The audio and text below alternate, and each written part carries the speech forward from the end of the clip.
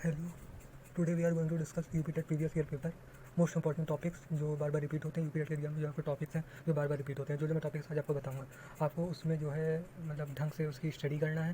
तो मैं आज आपको टॉपिक बताने जा रहा हूँ कि जो यूपी टेट के जो आपका एग्जाम होता है उसमें ईवीएस का जो सेक्शन होता है, ईवीएस की बात कर रहे हैं, उसमें एक नंबर का जो है ये टॉपिक में से एक क्वेश्चन आना ही है। तो मेरे कहने का मतलब ये है कि अगर आप ये टॉपिक स्टडी करके जाओगे तो आपका एक नंबर जो एग्जाम में वो कलेक्ट होता जाएगा। ठीक है, तो we are going to discuss our first topic no, that is yes this is जी। तो ये है कि हमारा जो जैसे फर्स्ट टॉपिक जो यूपी टेट का मोस्ट रिपीटेड क्वेश्चन होता है, उसका एक टॉपिक है कि जो हमारा जो मतलब जो हमारा भारत का संविधान जो बना है, जब ये इसका निर्माण हो रहा था भारत के संविधान का, तो बहुत सारे देशों से बहुत सारी चीज़ें ली गई थी। तो जैसे हम बात करते हैं कि फंडामेंटल राइट्स, मौलिक अधिकार, मान लो एग्जाम में बोल देता है कि मौलिक अधिकार जो है भारत के संविधान में, ये कहाँ से लिया गया, किस देश से लिया गया, किस देश का देख के लिया गया। तो अमेरिका का देख कर fundamental rights are taken from America, संयुक्त राज्य अमेरिका। ठीक है, संयुक्त राज्य अमेरिका। दूसरा है संविधान संशोधन जो होते हैं, अमेंडमेंट इन कॉन्स्टिट्यूशन, संविधान संशोधन, ये साउथ अफ्रीका से लिया गया है। आपातकालीन शक्तियाँ जो होती हैं जर्मनी से लिया गया है। तो मेरे कहने का तात्पर्य ये है दोस्तों, ये जितने भी संविधान संशोधन है और ये क्या कहते हैं आपातकालीन शक्तियाँ, मौलिक अधिकार है ना, तो ये जितने भी संविधान का जब निर्माण हो रहा था तो बहुत सारी चीज़ें बहुत जगह से बहुत देशों से लिया गया है। वहाँ इंडिया का जो कॉन्स्टिट्यूशन होता है तो बहुत रोड कॉन्स्टिट्यूशन है। तो वही मैं कह रहा था कि आपको ये स्टडी करके जाना है कि हमारे देश के संविधान के निर्माण में कौन सी चीज़ कहाँ से ली गई है। ये मोस्ट इंपॉर्टेंट टॉपिक है, एक नंबर का आएगा। अभी रिसेंटली जो 2000 ये जनवरी 2022 में एग्जाम हुआ था, इसमें भी एक नंबर का आया था। ठीक है, तो ये बहुत इंपॉर्टेंट टॉपिक, तो आप इसको पढ़ के जाना। दूसरा टॉपिक हमारा है जी, तो दूसरा हमारा टॉपिक है जी, देखो आर्टिकल एक यूपी टेट के एग्जाम में एक नंबर का जरूर पूछते हैं।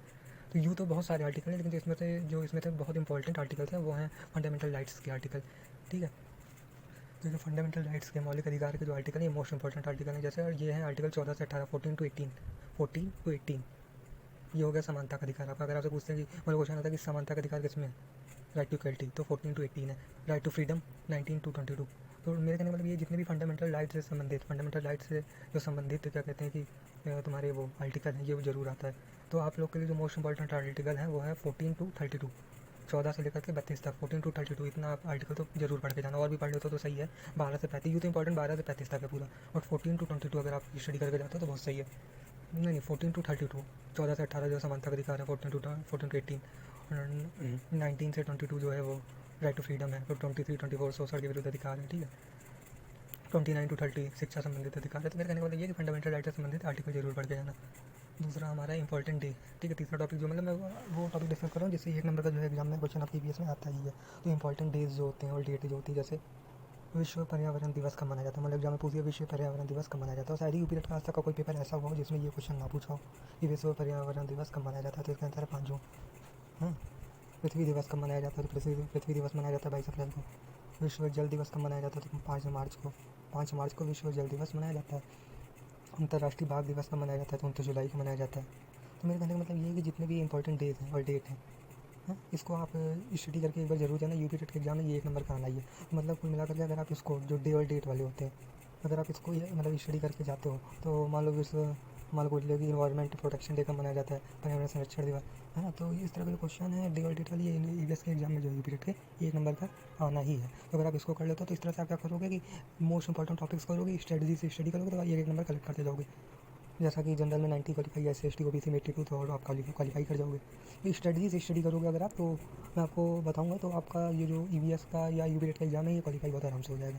तो इसी तरह के जैसे विश्व जल दिवस, अर्थ डे, पर्यावरण दिवस, अंतर्राष्ट्रीय बाघ दिवस, तो इस तरह के जितने भी डे और डेट हैं आपको स्टडी करके जाना है। ठीक है, और थीम भी पूछते हैं ये लोग, जैसे मान लो पूछे कि जो विश्व पर्यावरण दिवस जो रिसेंटली मनाया गया है, हाल ही में जो आयोजित हुआ था, उसकी थीम क्या रखी गई थी।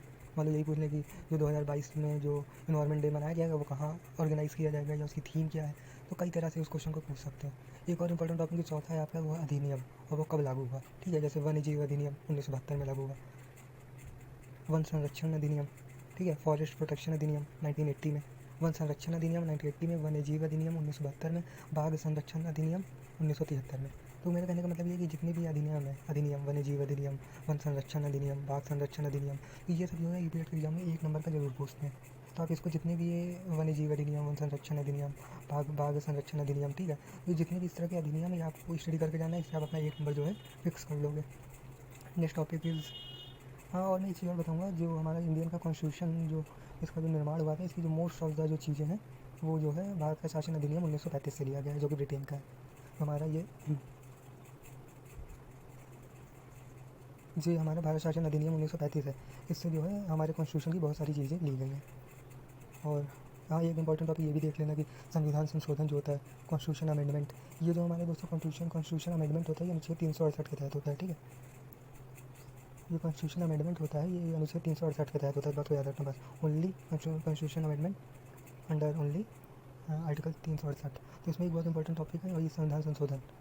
ये पूछ सकते हैं कि 86वां संविधान संशोधन किससे संबंधित है, किस चीज़ से संबंधित है, तो शिक्षा का अधिकार, राइट टू एजुकेशन, 86वां संविधान संशोधन से आया, ठीक है।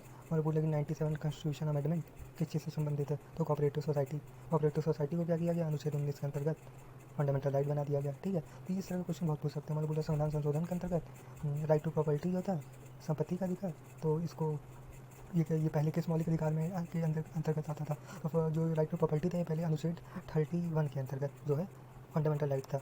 लेकिन अनुच्छेद 368 के अंतर्गत इसमें संविधान संशोधन किया गया, जिसके बाद ये कानूनी अधिकार बन गया। और भी आता है अनुच्छेद 300 कानून, अभी नॉर्मल कानून बन गया, और ये आता है 300A के तहत, ठीक है। तो ये जो प्रॉपर्टी वाला राइट था, ये कानूनी अधिकार बन गया आर्टिकल 300A के तहत।